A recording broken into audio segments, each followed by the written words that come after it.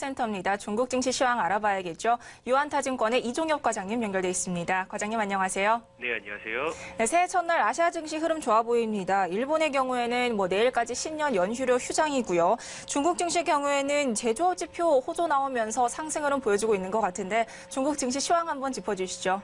네, 새해 첫 거래일 상해종합지수 기분 좋은 상승 흐름을 좀 보여주고 있습니다. 먼저 금요일 발표가 되었던 차이신 중국 제조업 PMI 지표가 시장이 좀 예상치였던 50.6을 크게 상회한 51.5로 발표가 된 점이 투자 심리를 크게 개선시켰고요. 또한 연초 증시에 대한 기대감이 일정 부분 수급으로 좀 반영이 되고 있는 상황입니다. 업종별 흐름을 보게 되면 부동산 업종의 상승폭이 좀 크게 나타나고 있는데요. 중국 내 부동산 시가총액 1위 기업인 중국 망과가 5%가 넘는 상승세를 좀 보이고 있는 것을 비롯해서 보리부동산 역시 3%대의 강세를 보이고 있습니다. 또한 연초 증시 상승에 대한 기대감으로 인해서 증권업종 역시 2%대의 강세를 보이는 것을 비롯해서 오늘 같은 경우 항공업종을 제외한 대부분의 업종이 상승세를 좀 보여주고 있는 상황입니다. 새해 경기 개선 기대감에 아시아 증시 전반적으로 상승세 보여주고 있는 것 같은데요. 네, 이런 장세 속의 이슈 그리고 관심 종목은 어떤 게 있을까요? 네, 먼저 첫 번째 이슈로는 2017년 중국 증시 리뷰 및 2018년 증시 전망에 대한 부분을 말씀드리겠습니다. 2017년 상해종합지수 3,103으로 시작을 했었고요. 상해종합지수 마감지수는 3,307로 마감이 되었기 때문에 연간 상승폭은 6.5% 수준에 그쳤지만은 업종별로는 상당히 좀 온도차가 크게 나타났던 한 해였습니다. 즉 이익 개선이 동반된 특정 대형주들을 중심으로 한 대형주의 좀 랠리가 좀 인상적이었다고 좀 볼 수 있는데요. 특히 금리 인상 사이클 수혜주인 보험업종의 경우 연간 상승률이 91.4%에 달했고 업종 내 좀 대장주였던 평안보험 같은 경우 1년간 101.5%가 넘는 상승세를 좀 보였습니다. 또한 정부의 좀 강한 의지가 반영된 공급실 구조 개혁의 가속화로 인해서 업종 내 좀 구조조정 수혜를 받던 철강업종 역시 13%대의 좀 양호한 수익률들을 좀 보였었고요.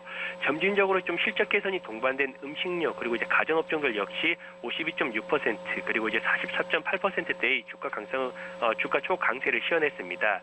즉 작년 같은 경우에는 중소형주보다는 대형주 그리고 성장주보다는 가치주들의 성과가 좀 우세하게 나타났던 한 해였다라고 볼 수 있고요.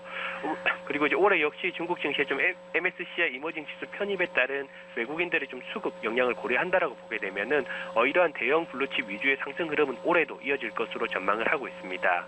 그리고 또 다른 이슈로는 중국의 좀 가전 시장이 국내 수요 및 해외 수출 증대에 대한 좀 기대감에 대한 부분을 말씀드리도록 하겠습니다.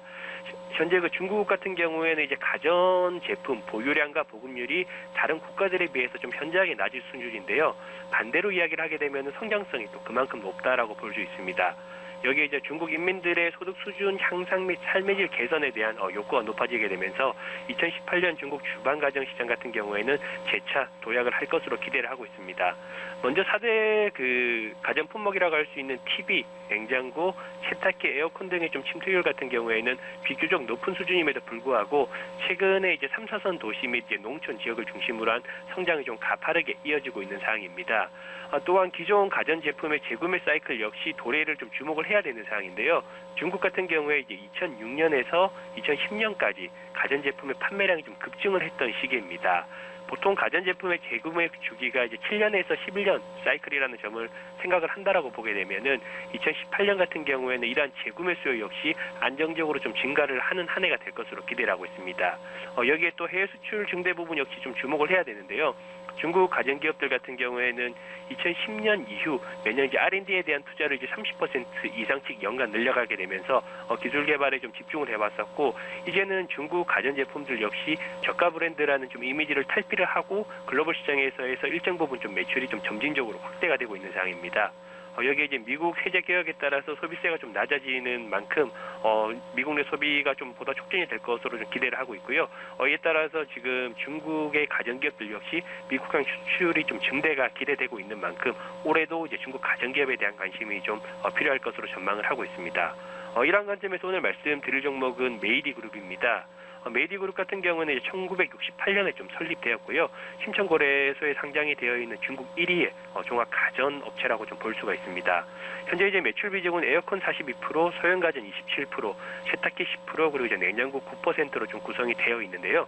앞서 언급드렸던 것처럼 이제 중국 내 가전 제품들의 교체 수요 도래 및 프리미엄 제품군들을 중심으로 한 소비자들의 좀 니즈가 확대가 되고 있는 만큼 이러한 가전업체 선두기업들의 수익성 개선이 보다 기대가 되고 있는 상황입니다.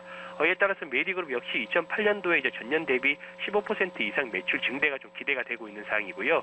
여기에 이제 중국 내 4차 산업혁명 분위기에 따라서 로봇 사업 부분 역시 주목을 받을 수 있습니다. 메디그룹 같은 경우에는 산업용 제조업체 이제 쿠카 지분을 이제 94.5% 확보를 한 상황이고요.